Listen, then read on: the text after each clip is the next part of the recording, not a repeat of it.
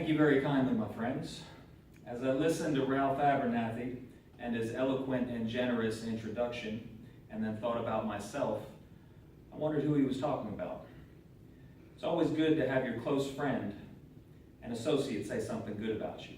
And Ralph Abernathy is the best friend that I have in this world. I'm delighted to see all of you here tonight in spite of a storm warning. You reveal that you are determined to go on anyhow.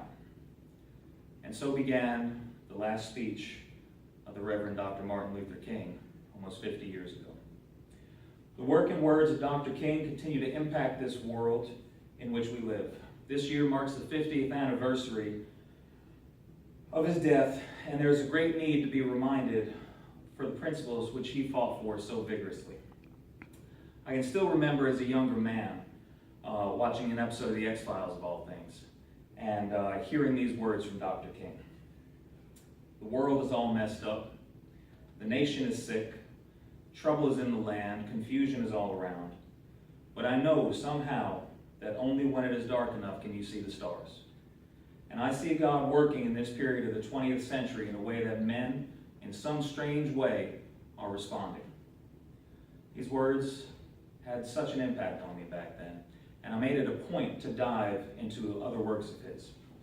You see, it was Dr. King's commitment to his beliefs that inspired me, and it's the same commitment that still inspires so many today.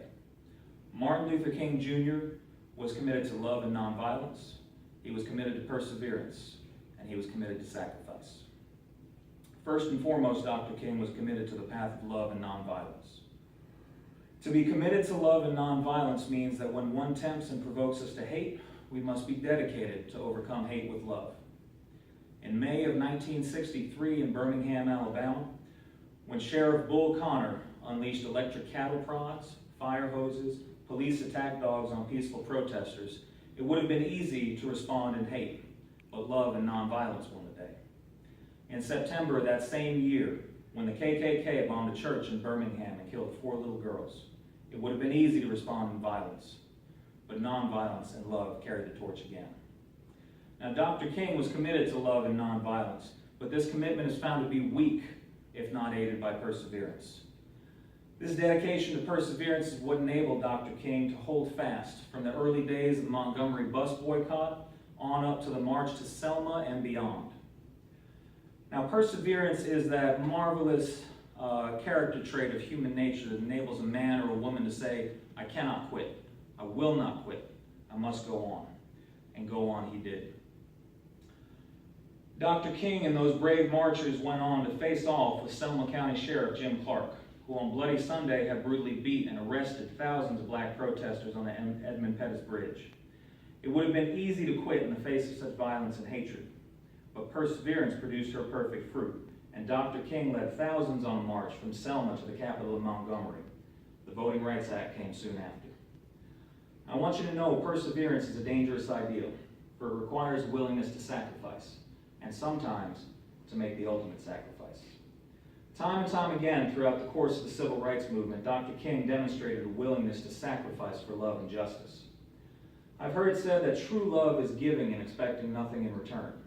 It's neither self-centered nor self-aggrandizing. It sacrifices comfort and safety in the call to do what is right and just. Perhaps many of you know this, that Dr. King was stabbed and almost died in 1958. He could have stopped, let others carry the load, said that he had done enough. After all, he was married. He had small children. But that's not what true sacrifice is. True sacrifice sees the mission through, even to the bitter end.